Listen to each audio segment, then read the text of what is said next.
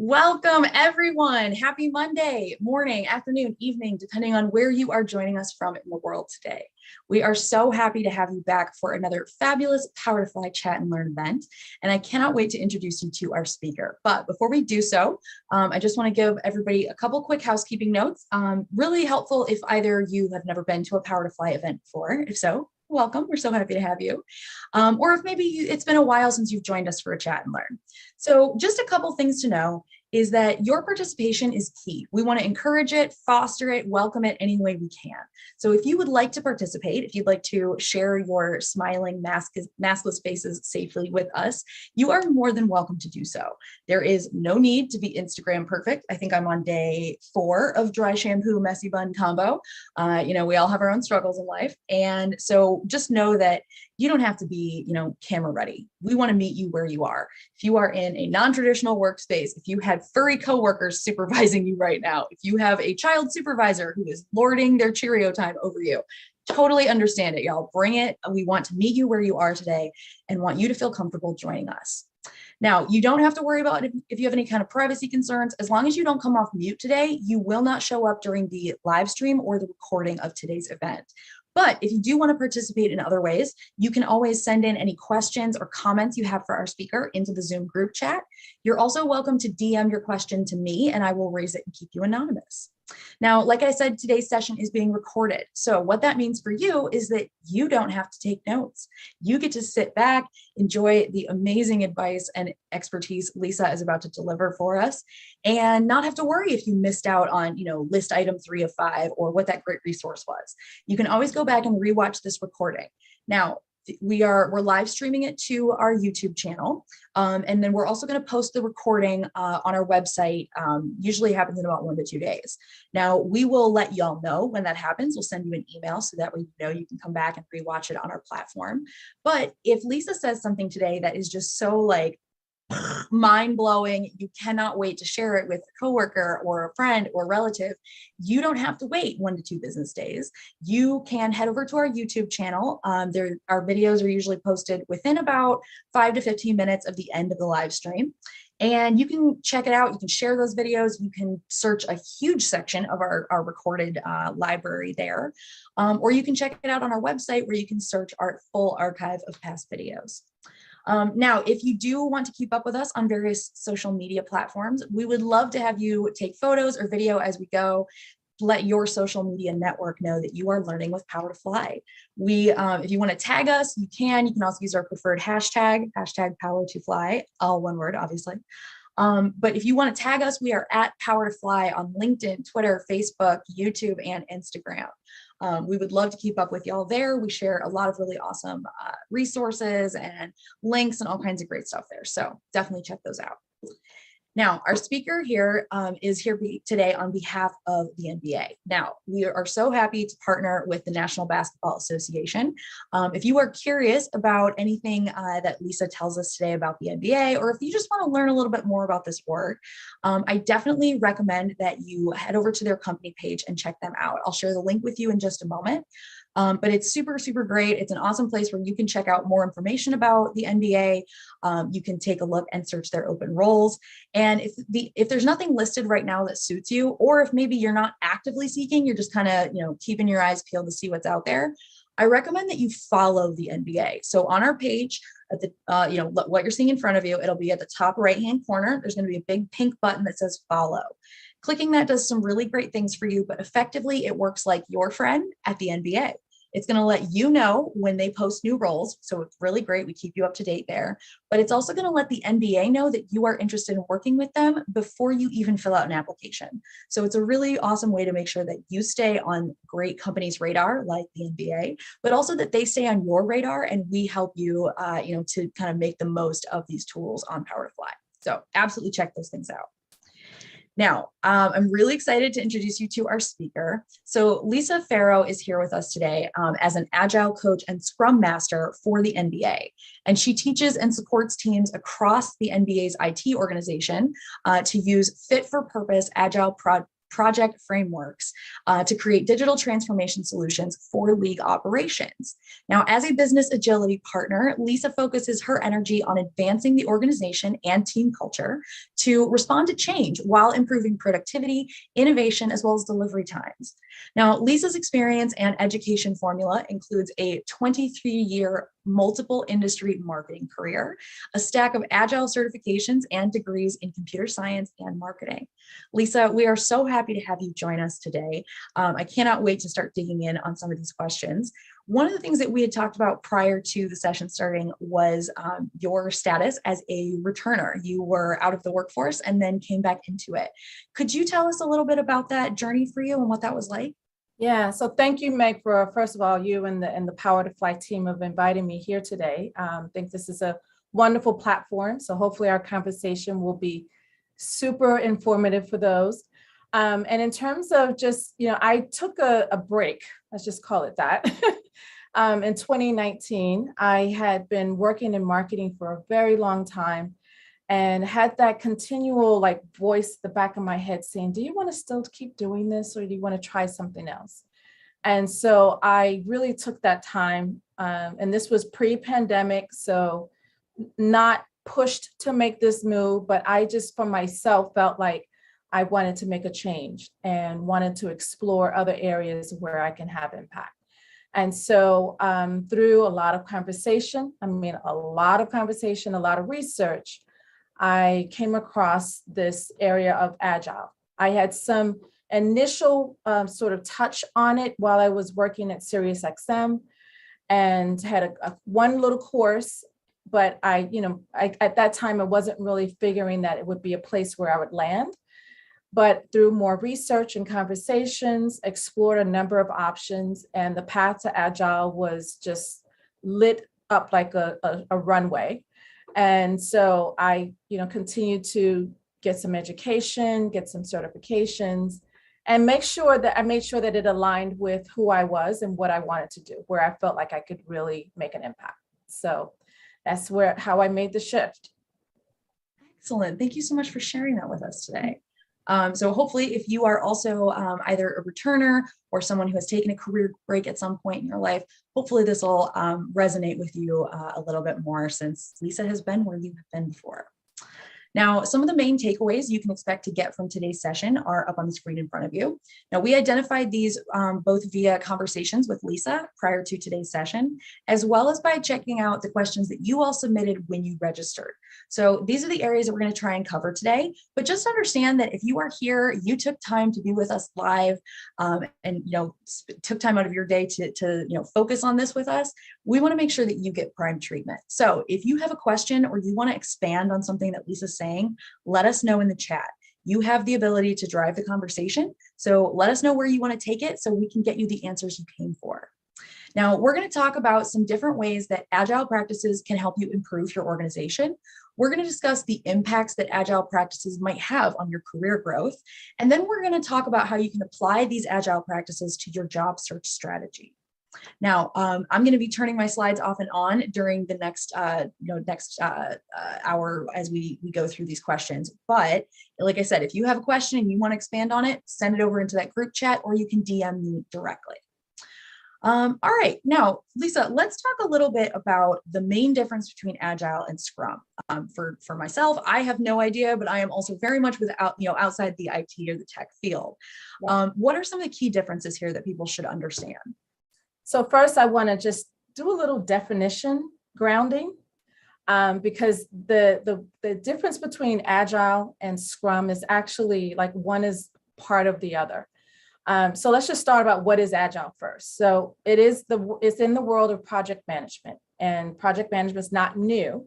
However, more traditional or older project management methods really focus on what was being created. It was a lot of detail around what's the product and what's all the documentation, the requirements, a lot of focus on all of that at the beginning of the project.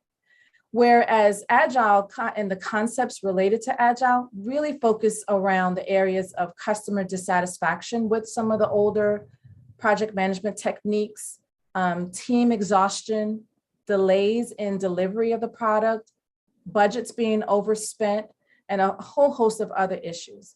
And so Agile was created on those premises, and it really actually focuses on how the team works.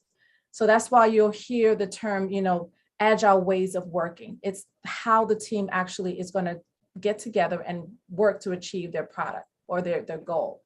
So there's a combination of values and principles and practices that make up Agile. So if I have a slide that shows the umbrella. So if you can show that, Meg. So when you hear the term Agile, understand that it's an overarching term for a number of different practices or methodologies or frameworks. You'll kind of hear those terms interchanged. But underneath this umbrella of Agile, you'll see the term Kanban, Scrum, SAFe, DSDM, XP. There's a whole host of them. These are all different ways that the team can approach their project to get work done. The more common ones are Kanban and Scrum. So that's why, when people say, well, I need to learn Agile, those are the two more common and mostly used frameworks. The others are still highly used, obviously more complex and much, bigger, much larger projects are involved with them. So I'll just, start with there. And the thing about Scrum and Kanban, they tend to be the first step, for an organization that's starting to use Agile. Kanban is the most, I would say, the easiest one to start with, kind of start where you are approach. Not heavy in terms of roles and structure. Scrum, on the other hand, is on the other side, is on the other scale, very prescriptive. You have very strict, I shouldn't say strict, but you have guidelines on the cadence, the timing, who does what are certain events that happen, for a team that's using Scrum. So that's just, to give you a very, very high level sort of explanation of what's the difference between Agile and Scrum. Excellent, thank you. I think that's super helpful, especially if maybe you're transitioning into an IT career. So excellent. All right, let's talk about some of the ways that Agile practices can help us improve our organization. I feel like this is something that most people think of in terms of like using these frameworks on teams, but when it comes to the org as a whole, you might not be able to, convince the accounting department to follow these practices. So what are some ways that you can improve the org using Agile practices? Well, I would say first is recognize where there's potential for it, right? So a lot of work across organizations are project oriented. So that's really a good start. Something that has a beginning and an end, right? So, sort of, and, you could take existing process work for a team and figure out, okay, so maybe it's the fiscal year, a start and an end, but usually just thinking of what is the project that needs something that needs to be delivered. And I would also just acknowledge that there are challenges that just traditional organizations exist or face. And in the world of Agile, we use the term VUCA. So I have a slide on that one as well. VUCA is a very common term, and it's just recognizing that there's volatility, uncertainty, complexity, and ambiguity. So if you almost think about, these are the common challenges or things that you face in an organization. Volatility, constant, change is constant. I mean, I think that was something that we used in the description for this session. Everything constantly changes, and this shows up in many different ways, way the customers demand different things, technology changes. So, that's an opportunity for Agile to actually help. Uncertainty, the way the economy is changing and how that's showing up in our lives, gas and wars, all of that, very, very uncertain. Complexity. A lot of organizations are going through digital transformation. And so once you start digging underneath and getting to the roots of how businesses operate, it's a lot of complexity. This is where Agile can actually help to kind of parse that out, break it out into like bite-sized chunks so that it can be completed. And then ambiguity. I mean, I don't need to say more about that, right? So there's always something that you don't quite fully understand. And so you need to, at least you can't wait until you get all the details. You have to start where you are. And so again, this is where agile practices can help. And so what you get out, or some opportunities that come out of using agile, greater visibility. I'll show an example of this later on, where using Kanban boards allows the team to actually put all of the active work visible so that everyone gets to see what is happening, who's working on which task, and how long a task may have been sitting and waiting for something. So it's that visibility, knowing where things are. Unity, making sure that the team is aligned. What is the goal? What's the customer expectation? Getting feedback from the customer. So having that alignment is so, so critical, and agile practices support that. Clarity, making sure that the customer really explains what is it that they want, so that that value can be delivered to them by the team. And then agility, but just naturally by the word, right, is that when change comes up, the customer decides, you know what, I think I told you I want, X, Y, Z, but now I really want A, B, C. The team can shift very quickly without too much of a sort of ruffling the feathers. And again, so this is what agile practices allow you to do and the team to do. So you kind of shift from one VUCA to another. I really love that. I love the idea that you have, kind of what it can become, that idea of volatility into visibility. I think is really awesome, right? Even when things are kind of crazy and all over the place, the more vision you can see, or the more you can kind of look at the larger picture, is wonderful. I love this whole breakdown. Thank you for this. You're welcome. All right. So let's say we want to start incorporating agile approach in our day-to-day. What are some of the first steps that people should take as they are trying to implement this? Yeah. So, and this is, I mean, a lot of people ask that question, as I'm talking to them, and I really start to say it's up here. So it's really about the organization, their sort of culture, the leadership. So, how do they lead, and the team itself, right? So the individuals on that team, what's their mindset? So I have a slide on that. And not surprisingly, some folks may have heard the term, whether you have a fixed mindset or a growth mindset, what you really want for a good agile transformation is a growth mindset. So this is where you actually are open to change. You're open to new things. You're open to something maybe not working the way you initially thought it would, but then you actually retrospect, you assess, okay, so what went wrong? And then you go back and you make some adjustments. That's all part of a growth mindset.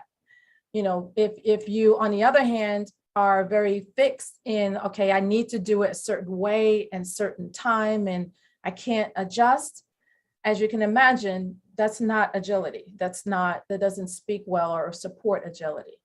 So what I'd say is the first step is to make sure you essentially talk to people and understand, so kind of where do you see yourself on this scale? Are you more of, or potentially you're in the middle, which is okay. But just assessing that across the organization, looking at the company itself, the company culture, where does that company culture fall? And then from there, you can get a sense of, okay, is this going to really be a heavy lift to start to transform people, get them educated and rallied around what does an agile practice mean? If they're on a growth mindset side of the spectrum, then you can really just say, okay, now what's that first project that we're going to take? What's that first example that we're going to give this a try on? So wouldn't try to bite off too much, not a huge project, but something that has meaning, something that's relevant, something that leadership will really be excited about getting this work completed, so it has some visibility. getting a team together, folks that are passionate about getting the work done and they're committed to it. So meaning that they don't have way too much on their plate. Ideally, you would like them to be 100% dedicated to this project, but that may not be possible. So just some of those factors, consider what is that initial project and making sure there's visibility and alignment up the ladder to say, okay, guys, we're going to take this on. We're going to use some initial agile practices, let folks know, make it transparent, and then go ahead and start. And once you actually are able to see some movement, some actual completion of work, make sure you're letting everyone know, you're communicating widely. Hey, we've been using this agile practice approach. This is the success we're having, or we hit this brick road and this brick wall, we made a change and now, we're course correcting. All of that allows for people to see, okay, this is actually working and it can be helpful, because then they'll be willing to take on put more projects through the same process. I absolutely love this idea of kind of, not just trying to implement, but setting yourself up for success. Yes. In a way that could be very visible. Do you think there are, just, kind of to argue devil's advocate, if you, let's say you've picked all of these handpicked all of these factors for this project, what happens if something goes wrong? If it's either, for the if it's the implementation of agile practices, or if there's something else at play and you're now worried that this very visible project is going to, kind of cause a problem for future agile methodologies. Have you been in that situation before? Is this something you've ever encountered yourself? Yeah, and actually when I say that my prior life, my prior career in marketing, I saw a boatload of projects that had great strategies and very clear vision and great team. There were always a host of problems. One of the things that I've learned now, being on this side of Agile, is that one of the things we could have done when we hit, these hard points is actually have a retrospection. So that's a key part in Agile, is that you actually stop, and those that are actively on the team doing the work, sit down and assess what's working, what's not working, what are the actions we need to take to course correct. And that's dedicated time just focusing on, how to make some shifts. And that's done during the project, during the actual work, so that you're not waiting to the end to do like a post-mortem to say, oh, we failed. What did we do wrong? You're doing it in the midst of it so that you can make that course correction midstream. So that's very key. So with the teams that I'm leading at the NBA, we try to meet at least once a month. And so that we're checking in to make sure, because you don't want to wait where people get all festered up and they're like, oh, this went wrong, or I didn't like when this happened. I'm leading these sessions where I'm asking people, please be candid, share what happened, be forthright so that we can discuss it and fix it.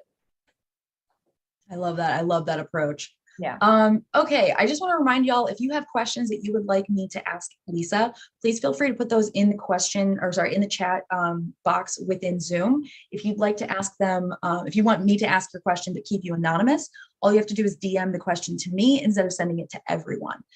So just be aware, y'all, we've got about 30 minutes left in today's session. So I want to make sure that y'all get your questions asked before time runs out.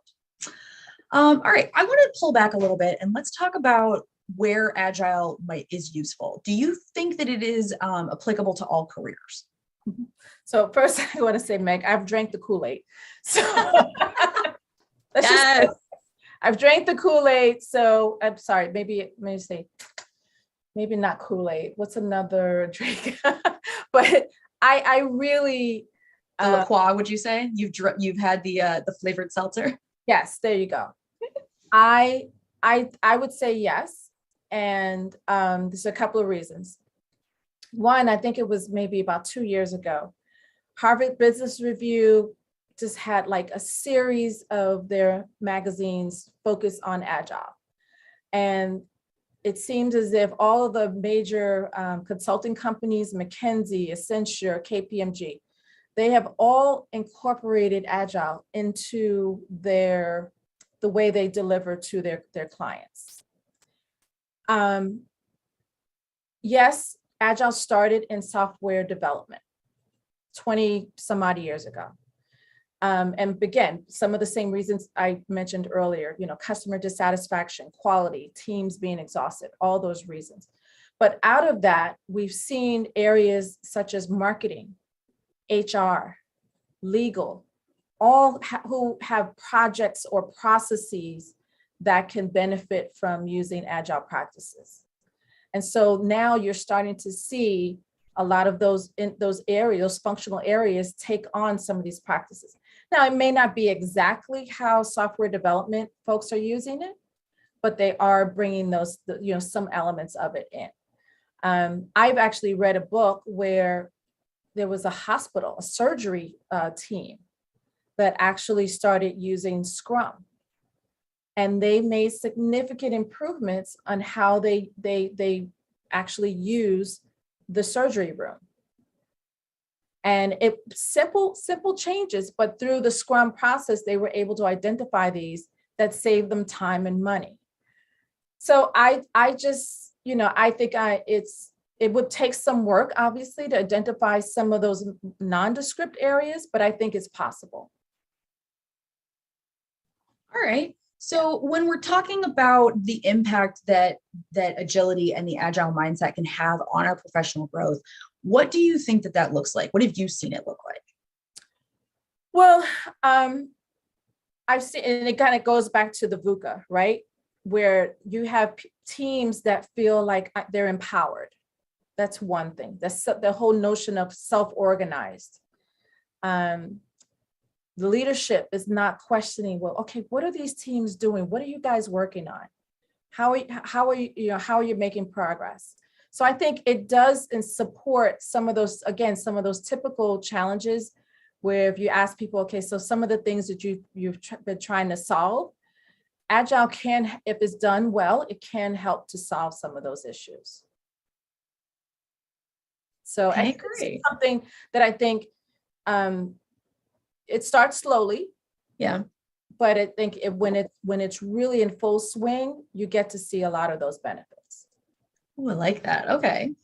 We do have a question from Lindsay in the chat. Lindsay wants, first and foremost, thank you for sharing your knowledge, is what they say. In order to consider implementing Agile practices into an organization, do you feel it is essential to have an Agile SME or coach for this to be done successfully? Yes, yes, and yes. Okay. Yes. One, you need someone who's gone through the certification process to know that they know the breadth of the possibilities. As I mentioned, the umbrella of Agile, there's a lot of different approaches. And it's not to say that everyone who wants to adopt Agile practices needs to know all of them. But for those of us who have gone through the process of getting that certification, we at least know the range of them and what exists. We could come into your team, your organization, listen to what are the needs, listen to what have been some of the past challenges, and assess, well, what is the project that you're working on? And if in my bio, there's the reference of fit for purpose. Through that assessing process, we identify, okay, is this a project that can use Kanban, or is Scrum more applicable? Or is this a safe project, or DSDM? So we have studied enough of the range of frameworks to understand where it makes sense to use each framework. We make that recommendation. We focus on training everyone so that they can then learn some of the lingo, get familiar with the process, and then support using it, starting to use it. So can someone just start reading and start on their own? I'd say yes, it's possible. But I think you don't want to put a lot of that onus on yourself to have to study all of the ranges or the possibilities to then be able to support your organization. If you have someone come in, give you that guidance, then you're able to have a quicker start. Well, that makes a ton of sense, right? If you're trying to do this, you want to be able to know that you are implementing it in a way that is going to set you up for the most success, right? And so doing it, making sure that you're fully prepared before, or as prepared as you can be, sounds definitely like the way to go. Yeah. And I would also add that there are instances where people have brought consultants in, and unfortunately things didn't go well. And so, as we all know, what happens is then there's a tainting of the term agile. Like, oh, we don't want to do that agile thing because we tried it and it didn't work. Well, maybe you didn't have the right consultant who really knew what they said they knew, or maybe your team didn't have the growth mindset to really adopt this change. So there's a lot of factors to be considered, and it has to be very sensitive because driving change is hard. So you want to be very mindful of that whole change process. I think you're right. I mean, I think it's something that people tend to think of the results first, right? Like, oh, this is going to be so great. This is going to be amazing. But then you got to kind of start thinking about like all of the, not necessarily pushback, but like the changes that are going to have to be made, the things that are going to have to be, if not streamlined, then like maybe rearranged or done slightly differently. And that can be a lot. I mean, it can be a lot to tackle, like, especially if you're the only person in your org that has any understanding of what you're doing. And especially if you're the only one that's encouraging this change. Ooh, yeah. I highly recommend building a tribe. Yeah. Building a team of folks across the organization that is aligned with your thinking, aligned with your vision, because you're going to need help. You're going to need internal advocates and people that can support this effort. So, yeah. Okay. Now, you talked about getting an Agile certification. Let's talk about what that looks like. When you were starting to look into this, how did you pick which one was right? Do you think there are some that are more worthwhile or valuable than others? What's your opinion? Yeah. So I think I have a slide on that one as well. I think it's the big smiley face. There we go. So this, again, during my time that I took my time off, I really spent some time on this. Because there is the direct thinking, oh my gosh, I want to get into this world of Agile, so I need to go get trained and get certified. I'd say take a step before you do that. Just take a moment and ask yourself, okay, so what is in you, and what is that sort of drive in you that you're most interested in? Not everyone needs to go and get a certification. Totally not necessary. There are different roles. So first being that I have on this list here is if you're really in that mindset where you want to drive the change in your organization. So you want to lead that transformation. You want to teach others, coach and mentor others. Then, that's one option. The other option, if you are in roles that are more product management, so you're creating a physical, tangible product, or a service, or even a digital product, an application, then as that product manager, you can also take on the role in Agile teams as a product owner. And that's a specific role. Lastly, if you simply want to learn more about the lingo, right? You want to be able to speak Agile and support the conversations in your organization, be able to speak about it in interviews, and express that you're aware of this world of Agile. Be a change advocate, right? And so that's one other option. I'd say these three all speak to different types of courses and whether certification is needed. Certainly, if you're going for that transformation and teaching angle, definitely would want to get certified. There's a range of organizations and different paths that you can take to get certified. If you're wanting to be that product owner, there are courses specifically for that. And again, I'm kind of 50-50 whether you need to be certified or not. I think, a good course that expresses to you what are the responsibilities of a product owner should be sufficient. And then obviously, if you're serving a change advocate or you just want to improve your lingo, there's tons of YouTube videos, courses online. I think Udemy and some others are free.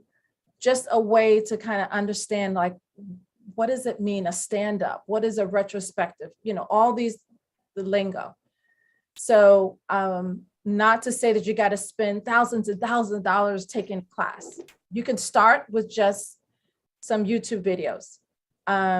But again, if you feel that you have that mindset in you to lead a transformation, be that one person that's approaching your organization saying, hey, I would like for us to work differently, you need to have some perspective of how to do that. Or, as I mentioned earlier, hire someone to come in to initially do that for you. Yeah.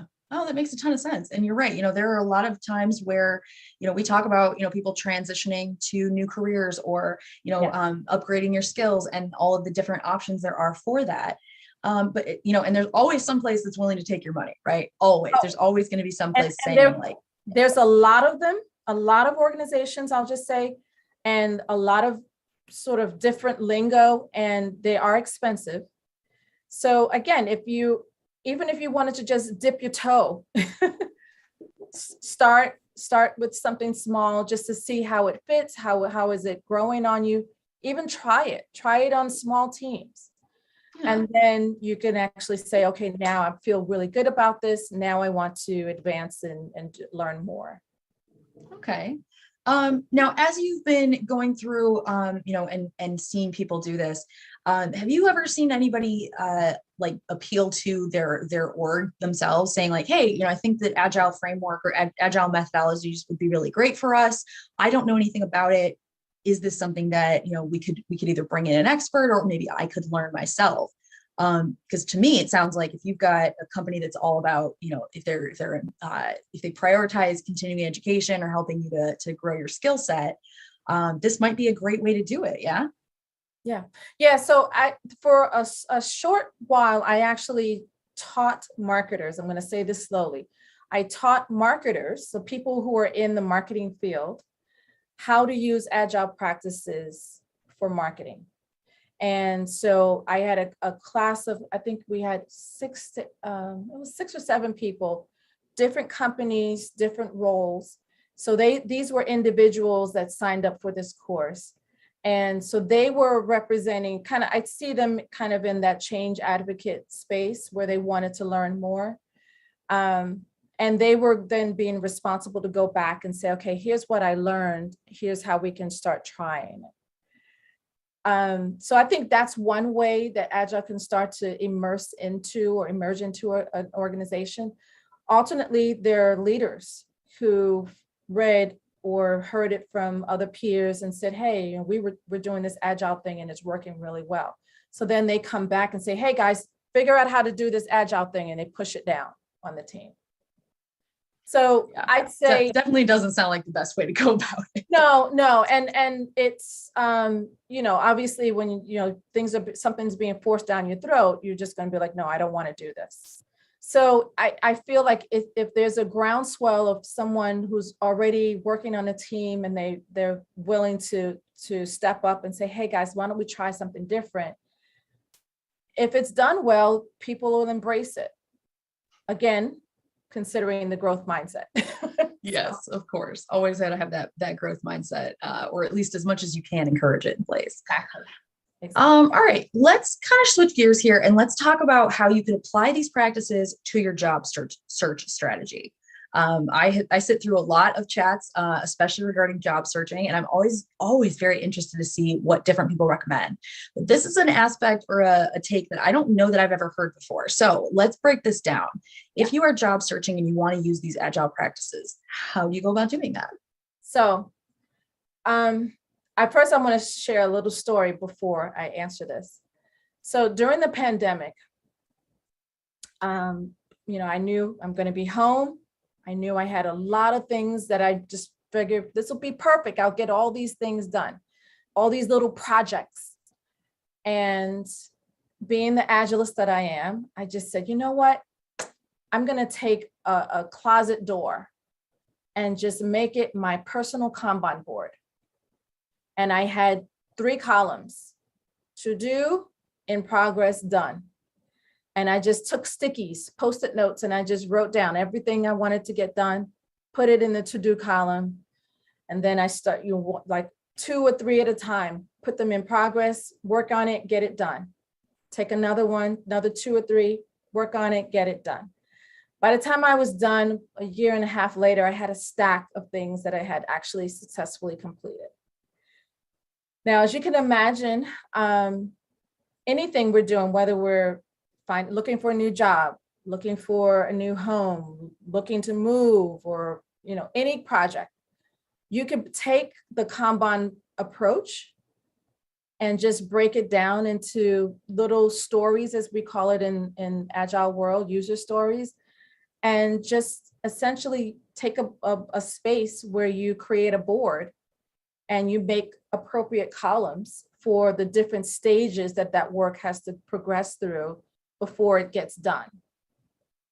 And so I have a slide where I took a picture of an earlier Kanban board that I created. This isn't, I'm saying this is a live board. I have a whiteboard in my house that I made it into a job search Kanban. And so I thought about the columns that were relevant in job search. You have leads, you have research, or people that you're connecting with, you're networking with, you're applying, you got to do some follow-up, you got to prep, maybe for interviews.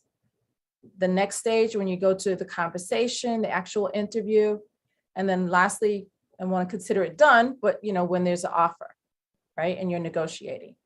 And so I use this board to actually start, and I used pretty large stickies so I could keep writing notes on them. But I started with, okay, here are the ones that are in the leads. And I would, and if you can imagine, now you can see everything that you're working on so that you can actually have a sense of, okay, do I have leads that I need to follow up on? Or wait a minute, I've applied here and I haven't heard anything back. I need to follow up on this. Visually, right, go into that buka, this gives you an opportunity to actually see everything that's in action. And then you can go back and make sure you're working on, moving through ones that you need to follow up on. To me, this was a great tool just to keep my sanity and keep myself organized. Oh, there we go. Sorry, I lost my mute button. There's a ton of people loving this in the chat. So thank you so much for sharing these visuals to go along with. Khadija even said they found a web-based job search Kanban. So if you are interested, there's a link in there. Thank you, Khadija, for sharing that. And there are a number of applications that are available for free, where you can do it, set it up so that you have this on your phone or your computer, right? So Asana, Trello. These are free applications that you just sign up and you can set it up so that you can do this on your phone. I absolutely love this. I mean, I remember having like a binder back in the day when I would print out, here's the resume that I sent to this person. So that way I knew which version of my resume are they looking at when they want to do a phone interview and all this stuff. And this is way better than the mess I used to try and create to keep track of something. And you know what's key, Meg, is what the binder to this is the evolution, right? Of taking that project and just noodling it to make it even more better. And so I think what the thing that tries to get a little tricky with job search is that sometimes you may have a lot of things that you're applying for. Sometimes you forget about them. This won't let you forget it because you have it visually right there in front of you. Loving it. Loving this. Okay. We have we got 15 minutes left. So if you have questions, please keep sending them in. I'm going to try and get through as many as we can today. We did get one person who had a question regarding agile methodologies and how y'all apply it at the NBA. This person wanted to know, are there any notable differences between how the Agile approach is applied at the NBA versus what you see at tech companies, given that the NBA is in such a markedly different industry than companies like Apple or Microsoft? What has been your experience here? So I'll answer. Currently, the NBA uses Agile practices in technology. So in the IT department, we're also in the midst of creating more customer focused applications where they're using SAFe. And so it's in the tech area that we're using Agile right now. So as I mentioned earlier, we can have Agile in marketing and HR and legal. So you can best believe me will be keep sort of prophesizing and you know, sort of evangelizing using Agile across the organization. But currently it is in IT and tech areas. So, and how we use it, it will vary by company. Again, in the spirit of change management. Sometimes it's hard to get everyone to bite off of everything that you're proposing, right? So what I have learned over the almost 2 years that I've been there now is that it's best if I take some aspects of some of the practices and say, okay, guys, let's try this. Let's do these 3 things first. Let's get comfortable and settled with using these processes. And then, okay, let's see how they're working. Do we need to adjust anything? All right, are we good? Now we can go back and add more. And so it's growing, you know, so it's continuing to expand. So the teams that I'm supporting have been using it for over 2 years. And even now I'm doing what I'm calling a summer reset with my teams, where I'm taking retrospective input. So things that they've given me feedback on. And now I'm making adjustments to say, okay, you know what? When we do this session, we need more time because we're always running out of time. We always have more to talk about during this particular event. And so you're always evolving it because it's not a sort of a hard and fast instruction book. It's really the practice and the methodology, but you as the coach or the Scrum Master get to evolve it and shift it as needed. So I would say if you're using any Agile practices today in your current company and you go to another company, you may see a difference, which is fine, because they may have had to evolve it based on prior feedback. Oof, like that. Okay. Yeah, I think that's really a good way to look at this. Yeah. Okay, let's I'm trying to make sure I haven't skipped any of those great questions that are coming in. So let's go back to see if I've got all of these. Okay, so one of the things that we've been talking about a lot lately is emotional intelligence, right? And developing it as a skill set has become a very big deal depending on the industry that you're in. Do you think that an Agile approach can collaborate with this type of like emotional intelligence development, or do you think that there may be two kind of separate things to apply in their own separate places? No, I think it's actually directly related. Again, linking back to that growth mindset, right? Because in order to exercise and build on your emotional intelligence, you have to be willing to hear feedback. Be willing to make adjustments based on that, and maybe even stretch yourself or try new things. Those are all elements that are going to support emotional sort of development and, you know, sort of challenging yourself.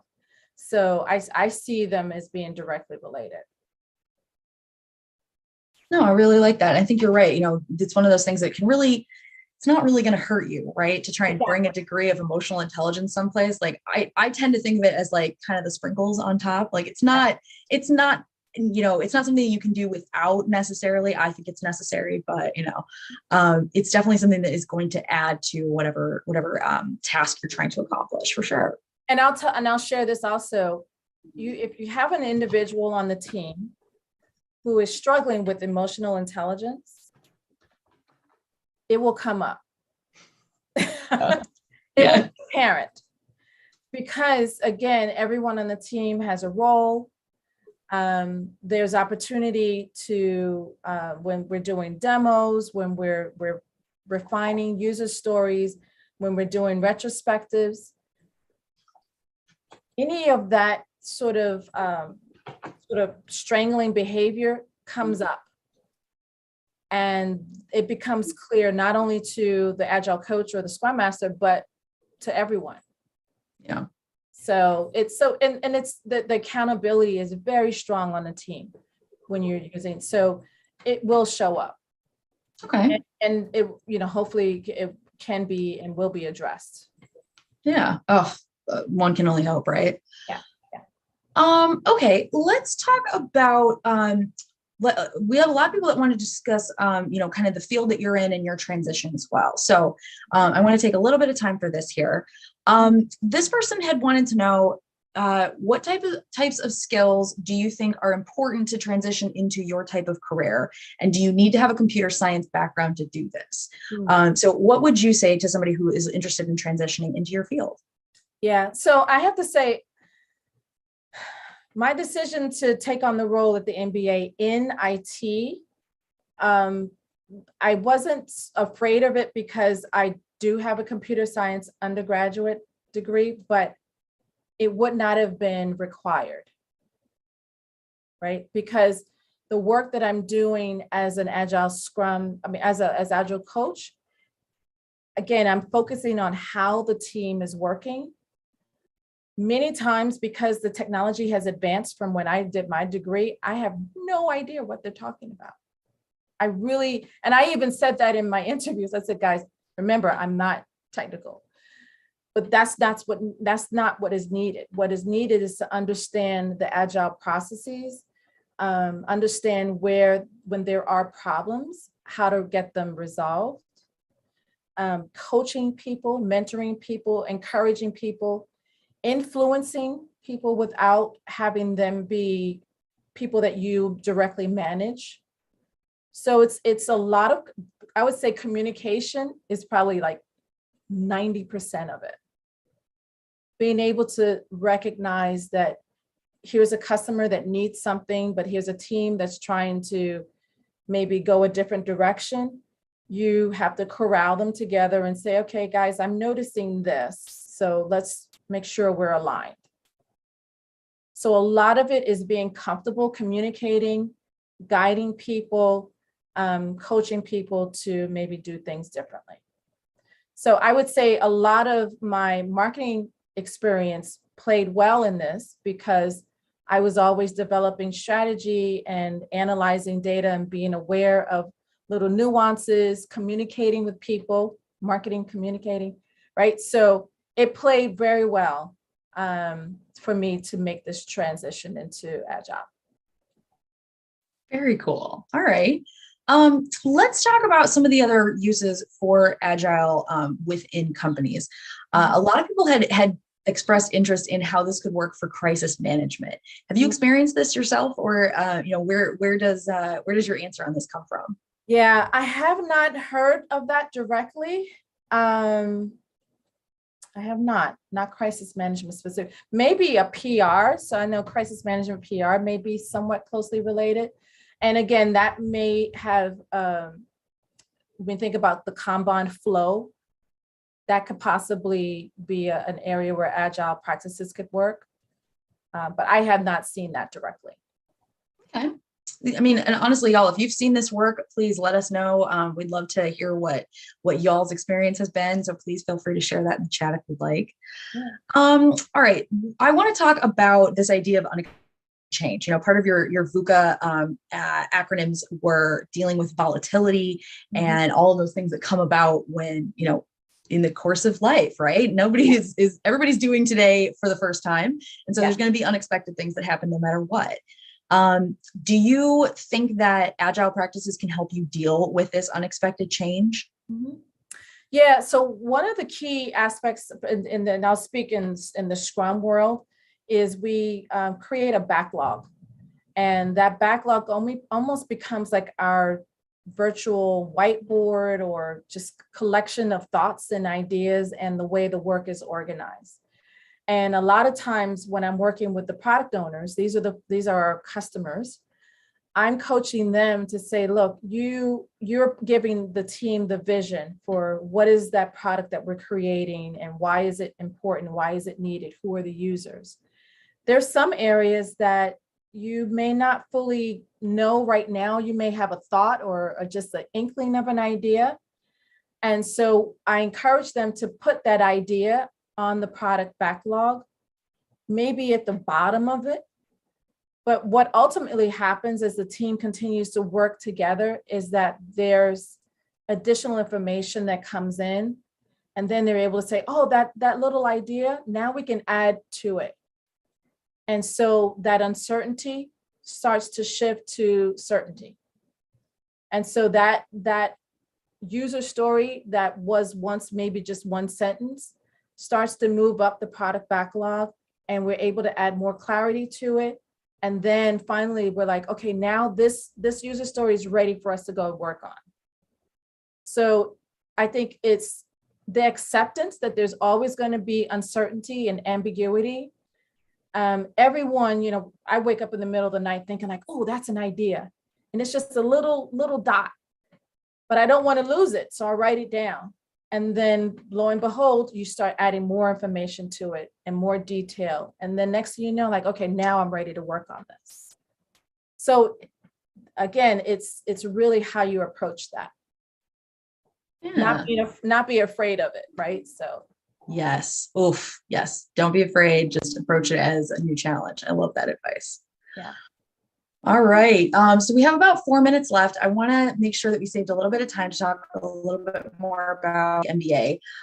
Let's talk about how you would describe the company culture. You said transparent. Could you expand on that for us? Yeah. So I've worked for a lot of different companies. So anyone that's looking at my profile, you'll see all types of companies, large, small. One of the things that I find different about the MBA is it's quite transparent, even from the top. And the specific example of that is that I'm able to, as an employee, go in and look at the MBA objectives across different departments. And I can actually see what each department is focusing on for the year. That's like, I've never seen that before. And what I love about that is that I, being in IT, can look at the marketing objectives and be like, oh, wow, this is what they're working on. If I have an idea or something that I think may help, I can reach out to someone in marketing and say, hey, I saw the OKRs here, and OKRs objectives, key objectives and results. So I can go to someone and say, hey, here's a thought, and drop it on them and keep moving. But even to know how all of it is fitting to the bigger picture, I think is very key. Within IT, we focus on making sure that everyone is aware of the available technology, the available tools.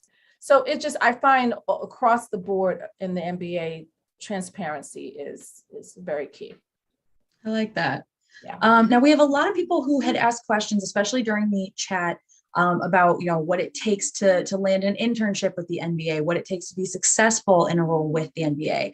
Now I know that you might not be able to speak to things like internships directly, but let's talk about what a successful candidate looks like. Are there key factors that you've seen? Are there characteristics that are common within people who make a successful career with the NBA?